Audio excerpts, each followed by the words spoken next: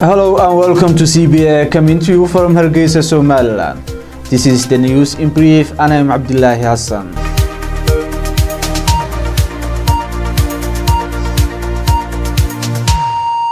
Somaliland's President Musa Bihi Abdi today inspected Hargeisa International Airport in the wake of coronavirus outbreak fears. The President urged the management of the airport to take preparations for the worst-case scenario. He suggested the management to build a quarantine inside the airport. President Bihi said the airport has the space to accommodate a quarantine and that the funds will soon come in. However, he ordered the management to immediately start working on this regard. The President's order to build a quarantine comes while Somaliland has not recorded any cases of suspected coronavirus infection. Although some neighboring countries such as Kenya and Ethiopia have spotted such cases, Somaliland did not. The President was accompanied by the commander of the Immigration Force and the Ministry of Health staff. Earlier this week, Somaliland's government has deployed medical teams at Hargeisa Airport, the only functioning international airport in the country.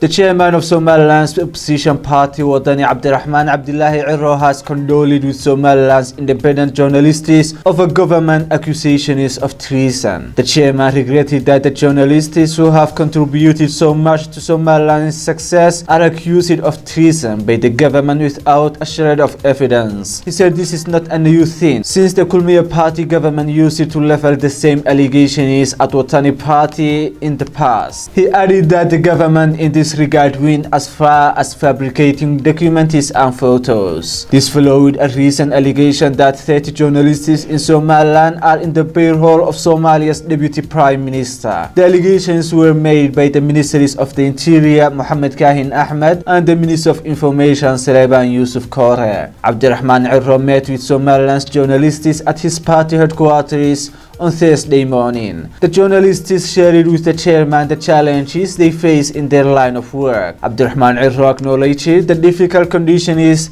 that Somaliland's journalists operate in and expressed his support for the freedom of the press that is enshrined in the country's constitution. On the other hand, he appreciated the role of Somaliland's independent media in Somaliland's good reputation abroad.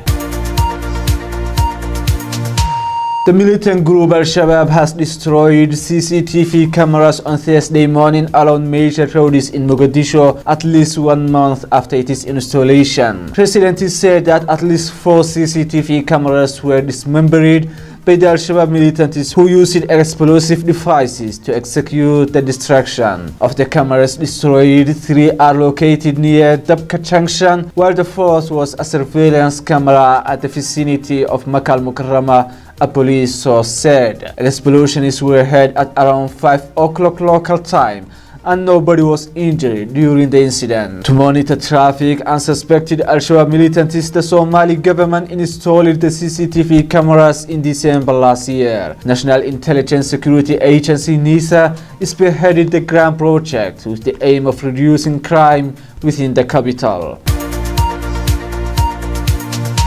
A Somali American was elected to lead public housing system in Minneapolis in the United States on Wednesday, making him the first Somali to lead a government agency in Minnesota. The Minneapolis Public Housing Authority serves about 26,000 people. About 1/3 of the city's public housing tenants are Somali. In his application for the Minneapolis housing job, Boorama cited his own life as a child refugee growing up in public housing in London.